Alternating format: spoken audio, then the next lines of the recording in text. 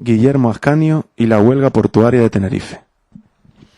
Hoy, en este espacio de Estrella Roja, queremos acercarnos a la figura del comandante comunista Guillermo Ascanio a través de uno de sus escritos más importantes. Concretamente, nos referimos al artículo que lleva por título Significación y consecuencias de la huelga del puerto de Tenerife y que publicó en el diario comunista Espartaco el 6 de agosto de 1932. En este artículo, el comandante Ascanio no se limita a una mera descripción del desarrollo de la huelga, va mucho más allá. Teniendo la huelga portuaria de ese año como telón de fondo, Ascanio va desentrañando la situación de la lucha de clases en ese momento, y al tiempo perfila cuál debe ser la táctica de las fuerzas obreras para confrontar con garantía de éxito a la burguesía y en definitiva al capitalismo. Sin más preámbulos, esto escribía Guillermo Ascanio en 1932. La huelga del puerto de Santa Cruz no ha sido en realidad un simple conflicto de carácter local, sino que ha tomado todas las características de una batalla decidida entre el proletariado y la burguesía canaria, especialmente de la isla de Tenerife. Las consecuencias del conflicto se hicieron sentir inmediatamente en toda la provincia y en torno a ella ha logrado cohesionar la patronal de consignatarios a todas las fuerzas de la reacción burguesa. Y no solamente los grandes exportadores de frutos, sino también la inmensa mayoría de los pequeños propietarios han formado en el estado de choque de Álvaro Rodríguez y Manuel Cruz en un intento de aplastar a las organizaciones obreras. La característica fundamental de la huelga ha sido que la ofensiva de la lucha se ha encontrado en manos de la patronal y de las autoridades republicanas burguesas. En realidad, podemos decir que fue hasta la ruptura del Frente Único y del proyectado Segundo Congreso Obrero Regional que las organizaciones proletarias tuvieron en todo momento la iniciativa de la lucha contra la burguesía y su representación política, el caciquismo radical. A partir de aquellos momentos, y especialmente durante el curso de la huelga, esa iniciativa pasó a poder de la burguesía, limitándose la organización obrera, cuando más, a una huelga defensiva. Para comprender claramente la significación de este hecho y su importancia general, es necesario estudiar el desenvolvimiento de la huelga en relación con todos los problemas de la lucha de clases en nuestras islas. La proclamación de la República introdujo en Canarias una nueva disposición de las fuerzas entre las clases dominantes y las dominadas. La dominación política de aquellas se venía ejerciendo por medio de una serie de pequeños caciques, asentados en los distritos rurales y en las capitales, pero cuya caracterización era siempre la independencia de unos con otros ligados cuanto más por lazos muy ligeros de amistad política. Esta dominación fragmentaria, aislada y sin conexiones era demasiado débil para poder resistir el empuje de las fuerzas obreras, que iban haciendo gradualmente del desenvolvimiento económico operado en todas las islas en los últimos años. Por eso vemos que la burguesía, al proclamarse la República, transforma la dominación caciquil fragmentaria en una dominación política centralizada a base del Partido Republicano. Al mismo tiempo, las masas explotadas, proletariado industrial y agrario, medianeros, campesinos pobres, se radicalizan fuertemente y emprenden una ofensiva violenta por mejorar sus condiciones de vida y para derrocar la dominación política del caciquismo. En algunas islas, Palma, Gomera, la lucha va dirigida contra todas las formas de dominación política de la burguesía, caciquismo, republicanismo, etc. En Santa Cruz es precisamente donde los republicanos logran tener una mayor influencia política sobre las masas obreras, y es a base de esa influencia como logran dominar sus posiciones dominantes en toda la provincia. Ya fuera por incomprensión de la transformación monarquía-república y del papel contrarrevolucionario y antiobrero que los republicanos habían de jugar en ella, o bien por traición premeditada, lo cierto es que los dirigentes de la Federación de Tenerife jugaron un papel importante en la consolidación de la dominación burguesa sobre las masas obreras y campesinas por la alianza de unos y la tolerancia de otros para con los dirigentes del republicanismo histórico. Adueñados estos de todos los organismos del poder, solo esperaba la burguesía una ocasión propicia para presentarle la batalla a la clase obrera, y naturalmente que trataría de aplastar las organizaciones en un punto vital como el del puerto, llave de toda la economía del país. Así vemos a la burguesía actuar con toda habilidad con arreglo a las circunstancias.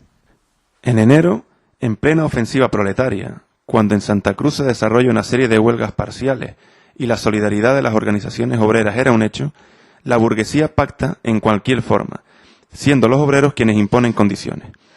Pero la burguesía se prepara acechando el momento oportuno, que se presenta cuando la Federación declara el boicot a Franquet primero y a Pesquerías y Salazones más tarde. Entonces vemos que la patronal aprovecha incidentes insignificantes que en otra ocasión hubieran considerado nimios para plantear el conflicto con toda agudeza y tratar de llevarlo hasta el final que ellos perseguían, el aplastamiento de las fuerzas obreras del puerto. ¿En qué condiciones y por qué causa plantearon los patronos la lucha?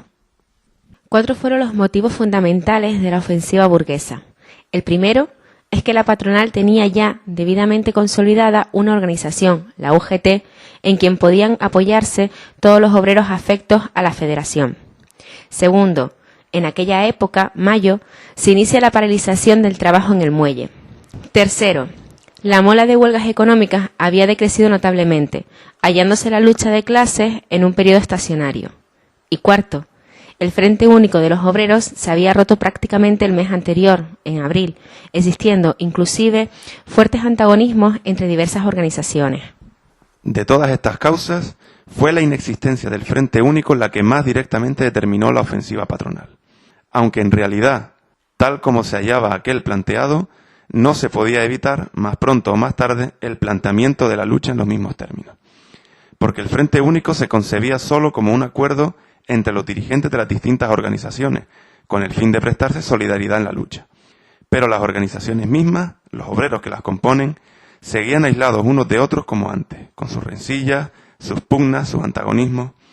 El acuerdo no existió para realizar conjuntamente una gran campaña en torno a la plataforma común del Frente Único de Clase, que llevara a la conciencia de las masas la verdadera importancia del Frente Proletario, de sus problemas en relación con las organizaciones obreras y con el desenvolvimiento de la revolución.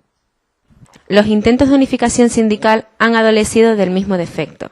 Se han intentado solo crear un nuevo organismo de carácter regional que representará a todas las organizaciones obreras, pero agrupándolas tal como ellas han surgido de la lucha, sin estudiar a fondo nuestra economía, a fin de adaptar a ella una organización adecuada que coordinara en un plano regional las actividades de las mismas industrias y lograra un verdadero control sobre la producción.